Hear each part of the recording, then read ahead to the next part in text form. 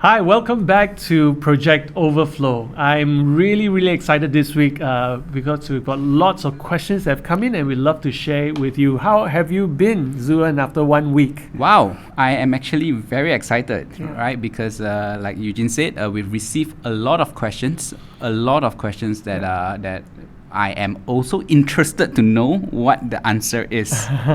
Okay, great. So first of all, I'd like to we would like from Project Overflow, like to thank you for answering the survey for us and also sending in those questions, because I think it is it's a representation of what our current economy and also what the people are going through. Yep, that's very true because from the questions, I get to feel and sense as well the current need, especially here in our home country, KL, Malaysia, right? Because it's very different when we are reading articles online. It's Yeah. always about the Western world, and things are, yes, we do look to the Western world, but certain things are not applicable here. Yeah. So it's very good that the questions are very relatable and yeah.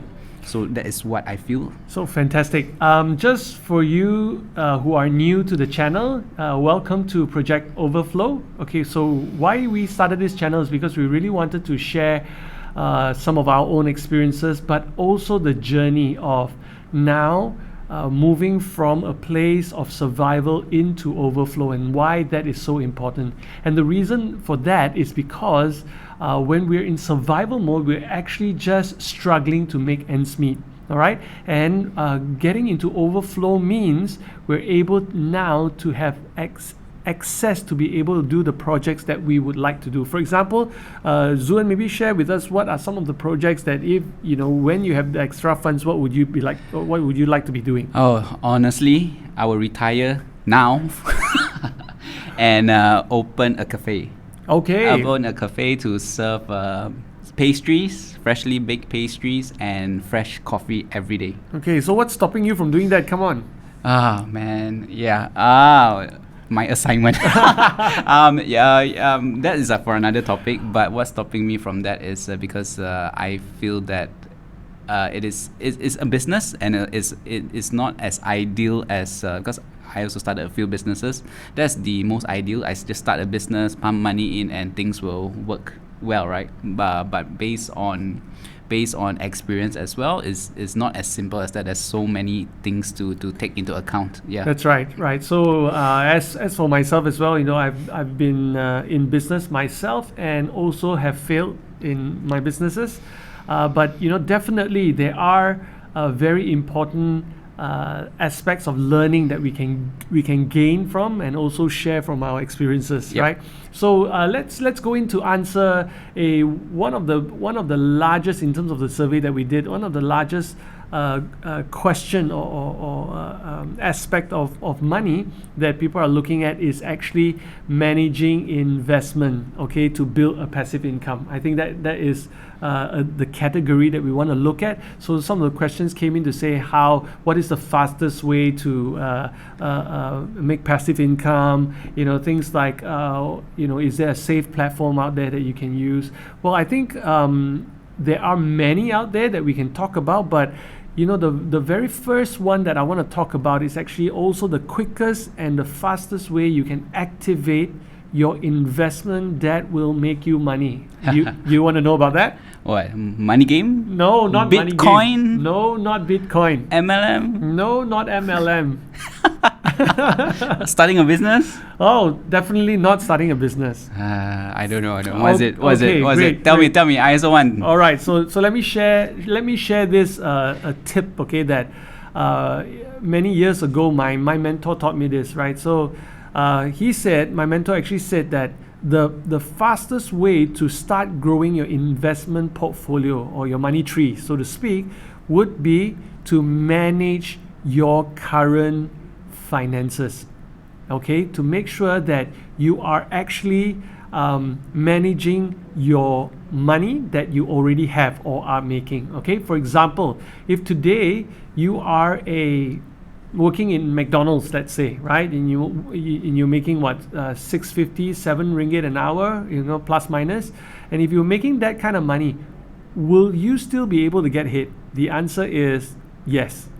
all right? But it has got to do with managing what you already have, right? So a lot of people, so there are two aspects to that, and I think we'll need more than one episode to talk about that. Yep. We want to talk to two different groups of people today, okay? So the questions were asked, these questions, when we grouped it together, thank you so much, Sarah.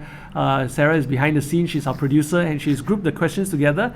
There are actually two groups of people that are asked this question. One is a group that is actually doing quite well, Yep. right, and have got some excess funds, but now maybe afraid or don't know the vehicle to do it, and don't know what to do with their funds. Well, with this group of people, there is one way of handling it, but there's a second group of people who are barely now making enough to just survive, right? Or in their thought, just survive. Yep. Right? Because there is a very important factor to look at.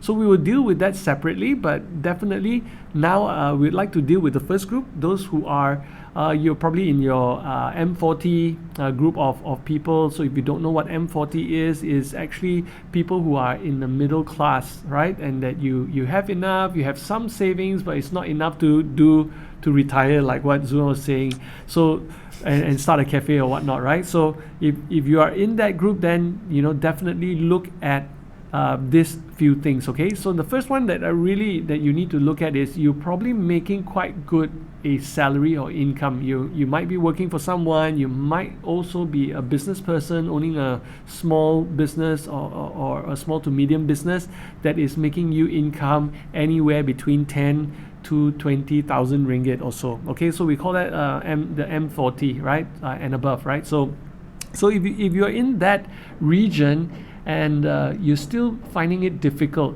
and that's because you're not actually looking at your finances, scrutinizing it well enough, right? Yep. So there are certain aspects that if you look at them, you'll probably be able to now get into that place of overflow within the next few years. Okay, so the first secret, I'll share one secret with you that was shared with me, is how to manage your debt. Okay, so debts are anything that you're owing money to, that you a promissory that you have made to someone to pay them a certain amount, and most of the time the debt that we are talking about is debts that are consumables. Okay, that's number one. Number two, they will be asset debts. For example, asset that is owned by the bank, not you, right? So what am I talking about? A car loan and a housing loan. Yep. All right, these are the two, right? So they are assets, or I would call them liability, because now the bank owns it and not you, right? Yep. So you're still paying loan, right? So these are items that you have in your household that you personally use and does not generate any income for you. So then we'll call this a debt or a liability, okay? So when you're having this kind of debt, the question is, how can you at the fastest speed able to now pay off this debt to be able to come back at zero? Because if you're owing someone money, you're actually at negative. Yep. You agree? Yep, that's a very good and interesting strategy, because talking about most of the debt that we have is retail debt or credit card debt, right? So for Malaysia, our interest rate is 18%. Yeah. So if we are able to, I guess that is a very good strategy in terms of investment, because once we zero out that debt, we actually gain 18% instead of negative 18% per year. So if you look at that, right, in terms of investment, those of us who have been dabbling into investment, you know that anything above 8% to 10% is already considered good. Yep. Am I right? Yep. Right. So if you are now negative investing 18% and you can very quickly get out of the debt, you actually remove that consumable debt and you are already plus 18%. Yep. Wow. Okay, so that is already a big plus point. So I'm just going to leave you to think about that for a little bit. So for example, right, a lot of people now, they make money, household income is good. So two persons earning in a family, and kids are going to probably a international school or private school, or you get chauffeured to school and go for tuition and restaurants on the weekend, air condition in the house, in every single room, 2 to 3 cars in the house sometimes. Yep. Okay, so if you're in a household like that, then think again if it is possible to reduce the lifestyle by how much? Reduce the lifestyle by 10% and putting that 10% into a debt busting account. Meaning you take that amount of money, the 10% that in your expenses, lower your lifestyle by 10% and begin to pay off that debt. Right, so I know I've also spoken to people that that we work with that have now rearranged. For example, they both own very big cars with and they can actually downsize because the vehicle that you have sitting at home that is not being used to generate income is actually costing you money. For example, if you have a 2-liter, both husband and wife each have a 2-liter car, then and you only travel back and forth from your home to school and to work, you're traveling in the city, that will actually be the fuel consumption in the car is actually very bad. Yep. Meaning you pay a lot for petrol. So downsizing one of those cars or both the cars, like I've seen a family do it after having talked to them, they actually save a few $100s a month. Yep. Right. Yep, definitely. So I understand about the cars also downsizing, living within our means. Okay, there's a lot of ways to do it. So just to give a real practical example, in my house we have 2 cars. One car is 1 liter, and the other car is 3.6 V6. Okay, so It's a Porsche. So the 1 liter car is a Prodor Axia. I guess one full tank is only like $60. Not even 60, 40 ringgit, and can last us driving every day back and forth for 2 weeks. Right, Okay, right. $50 on the 3.6 liter car can't even fill a quarter of the tank. Yeah. Okay, so that's just to give an example. Yeah, right? yeah. So we're not saying now everybody should go out and buy a 1 liter car. That's not the point. The Yep. point is looking at your current lifestyle, looking at where you are at in terms of the amount that you earn and the debt that you have.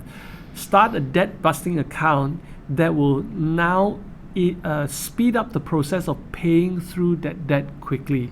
Because the quicker you can pay through that debt, the less interest you are actually paying to someone else. Remember, when you have a debt, you're actually someone's slave.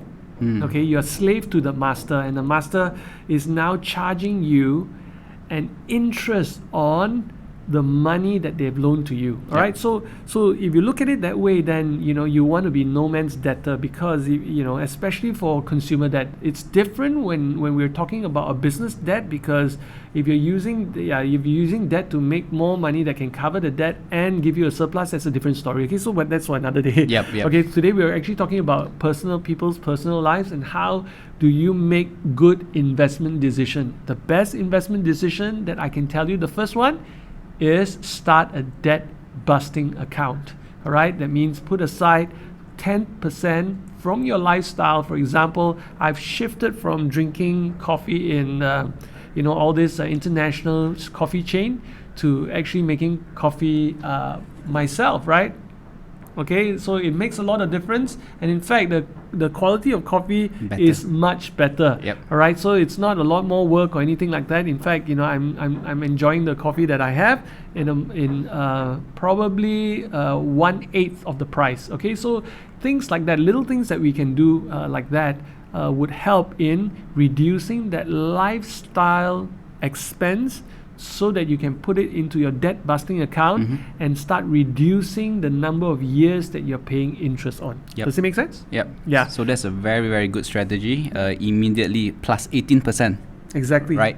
And personal loan can be applied as well. Yes, definitely, right? Yeah. Personal loan, credit card, car. In fact, when my mentor was talking about this and he simulated into a financial sheet, 7 to 8 years, even if you have a house, a car that you haven't paid off, and tons of credit card loan, if you apply this habit, you'll be able to get out of debt, if not completely, at least 80% of it within 7 years. Okay, Wow. that is how incredible it is, right? Yep. So think about it, and if you have any other questions at all regarding this area and you'd like us to expand more or talk about it a little bit more, or you've got specific scenarios that you'd like us to discuss, do send your questions in, and also don't forget to like and comment on our channel, because that will really help us and encourage us to continue doing content like this for you. All right, so we will actually finish off this segment here. In the next segment, we're actually going to talk about those people who are now just making ends meet, right? And I Okay. think Yep. Zuan, you'll talk a little bit more about that later, and how we can get going. Okay, so thank you again for coming through and watching Project Overflow here with us on whether it's on YouTube or whatever social media you're on. And please, do like and comment and subscribe to the channel. That will be fantastic, and we'll see you in the next episode. See you. Bye bye.